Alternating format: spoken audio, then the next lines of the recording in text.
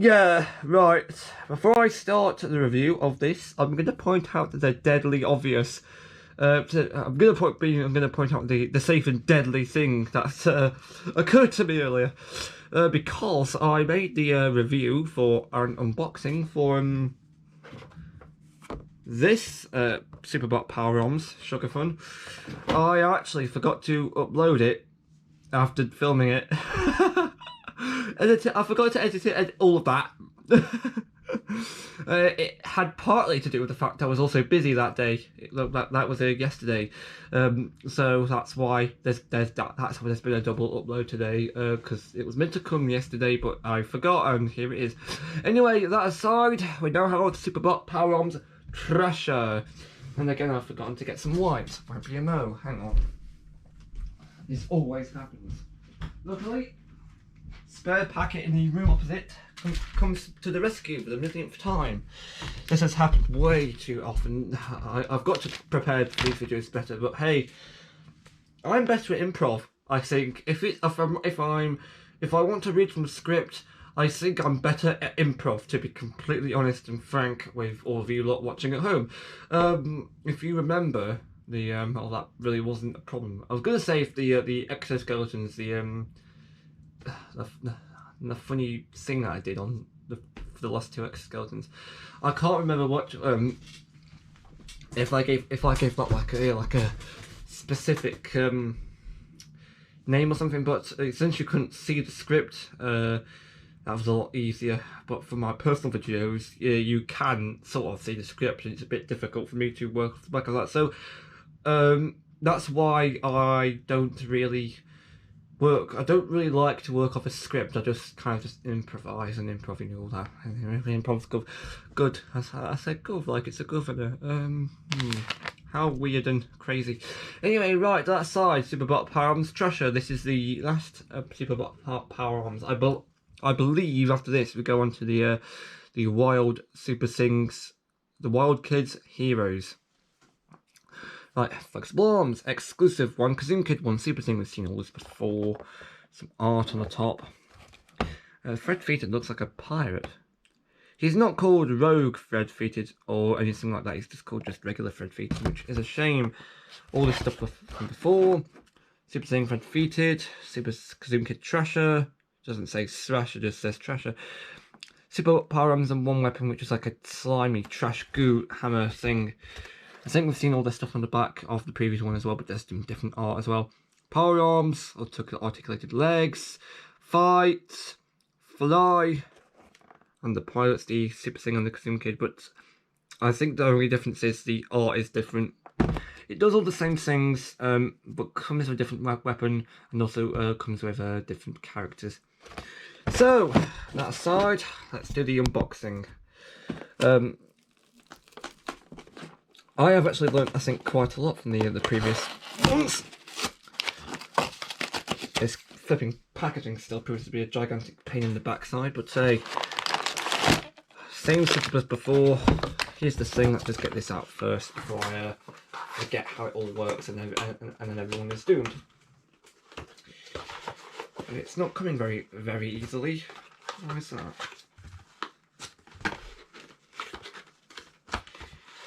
It's just one of those where you have to just use force, which is a shame because I don't really want to destroy the packaging. Oh no, it's stuck. Yeah, it's stuck. Yeah.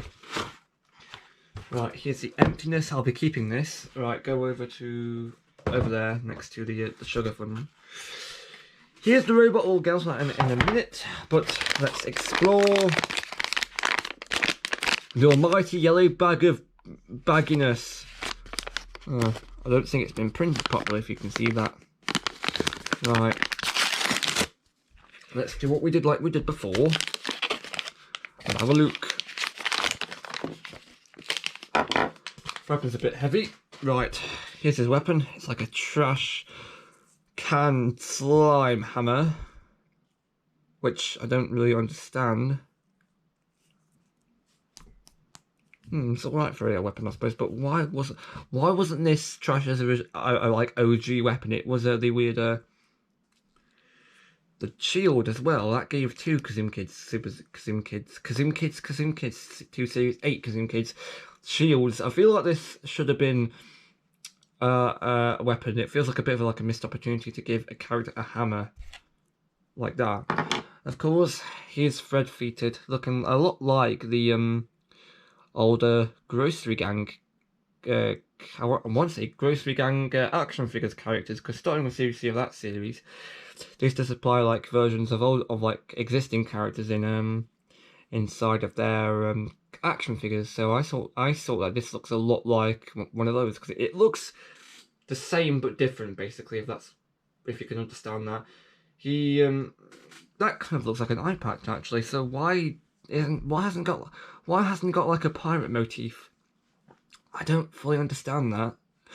Right, let's get this bloke out, and of course the trash is in there. So let's see if we can make this work by taking off the paper ties, and this is the 45th time I've had to go through with this.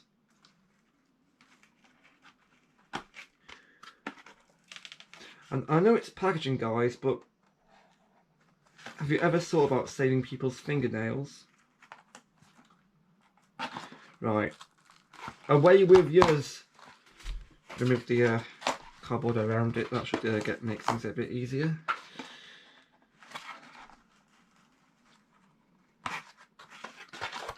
Okay, I think a machine does these up, to be completely frank, because some of them appear to be a lot more difficult than others,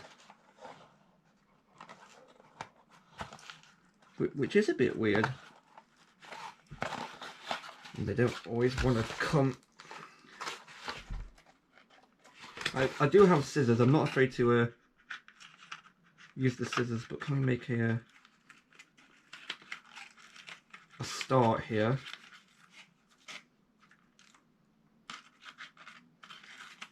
Answer to that is, of course, yes, because one is off.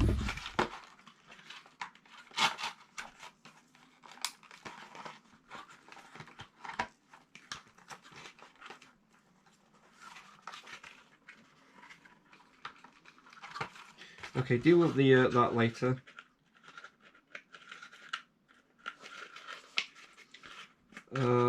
Right. Got one. Apologies for me not showing anything. I might try to rectify that in the future. In fact, have this toe plush to look at while I sort this out here. Right, that's another one.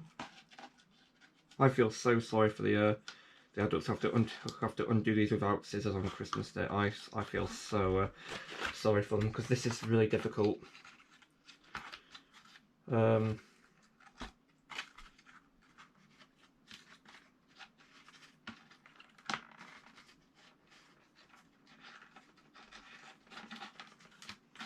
Right, that's another one. Oh, this one's going to be a bit more difficult. This one doesn't want to come off.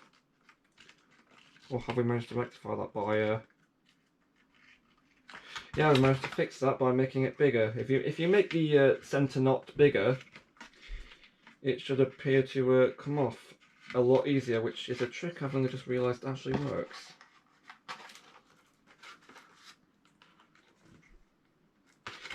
He says, failing to make it work the second time. Oh no, there we go.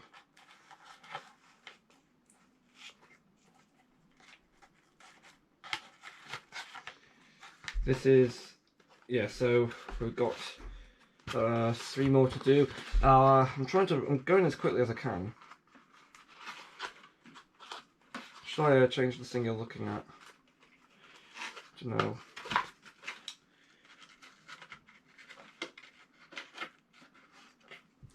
Right, so I've got 2 more to do now.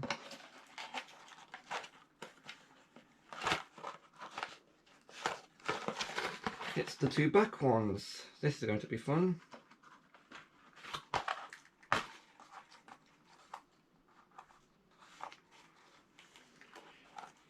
Right, 1 more to do. I think this the one I'm doing now is the last one is the one that, oh no, that was me just being rubbish. I said it was the most difficult one to undo, but now it's being done very easily. So after 5 years of struggling, I can now remove him from his packaging prison, and I've just realised these ones don't want to come off. I wonder what, oh no, that's because they're all still attached. Right, Meccano part. Oh, great. What now? Right, take out the connectors from the side. There's some holes in the side of the packaging that keep the arms attached, if you can see that, like really two tiny holes that keep the string still attached. So you've got to remember to do them off, you've got to remember to tie them on the other side as well. Now we have this, the Blue Tendrons Nightmare. Just slowly unravel them. And slowly. And then undo, and one more to go. Oh no, I say one more. I'm completely forgetting about the other one. Right, there we go. Now we can do a proper review of the flipping robot. Oh, oh. Wait, hang on.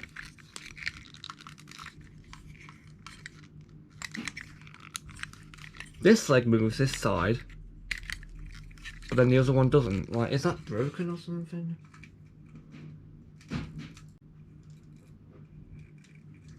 I don't see the same joints, but that is a bit weird. So, robot, I think the moulding on these parts are exactly the same. I'm not sure, I haven't really checked. But then the long parts, these ones are differently moulded. The non-jetpack function, I think, is a bit more obvious. The fact that these parts don't come out because this doesn't look like a button. It looks more like a logo to me. Kaboom City Sewer, that's a very clever detail. It's a bit more obvious that these wings don't come in, don't fold in because they're a bit too small, I think. They just happen to be like this. Oh, they can't really advertise fly as a function, can they? Unless you... It doesn't really do the flying, it just, like, jetpack, it just looks like this. Anyway, right. The Kaboom City Sewer detail I actually really like. Opening this up. Again, there's nice details inside there with a picture of a trash can for some reason. Remove his neck restraint. Right. Again, this works the same as the previous robot. We'll have a look at what Fred Featon looks like in there in a bit, but nice use of a translucent green plastic here. His head's still rubbery like the original. Although this part, just the orange part, the fish, does feel like a lot different rubber. The cape looks all nice and slimy, which is good detailing.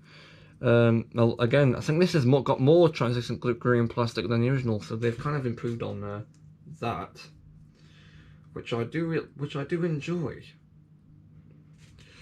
Right, we've already seen how he looks. Let's insert Fred Featon and see how he looks. Probably really wacky, like a Happy Rapper. Yeah, he looks very wacky. I think there's a thing where you insert a super thing, like a small one. I think these kinds of things favour the Kazim kids just a bit too much. In fact, to prove it, let's oh, there's a thingy on the floor. One of these. Just to prove that they favour the Kazim kids more, let's get a random super thing from a previous series. I'm to grab a strike shield from series 8, Kazim kids. Let's put him on the good old peg there if he does want to go on there. Yeah, he looks absolutely bonkers. He just looks really tiny and small. And what do I think of that design choice? I think they should have made it compatible with the Kazim kids a bit more because they're a bit taller. But even then they look a bit weird because it's just their head. You can't really. It's like they're wearing a massive T-shirt. You know what I mean? You see the head and you really can't see anything else. Other than that, the bendy arms, they do work really good as well. The wibbly wobbliness is still present. It appears now that the you can only really hold the weapon in a, well, you can hold it in this hand, but yeah, it's got more like a firm grip in the other one. So I think it's been swapped. I think the arm design has been swapped over from the other robot, but yeah, the weapon just looks absolutely, it just looks pathetic in his hands. It just looks really small. For some reason, the lollipop weapon looks a bit it looks not so bad, but this one just looks really small, if you know what I mean. Also, the handle in this one, the handle for this one is all, well, it's a really tight fit. Oh, good grief. Hang on, let's get this out. There we are. The handle is also rubbery, slightly, which is okay because it's, well, it's a tight fit, but then that's probably what's causing it to be tight. Maybe this, I'm not sure. Right, maybe shouldn't do that, it's going to get stuck. Right, that was Superbot Power Arms Treasure.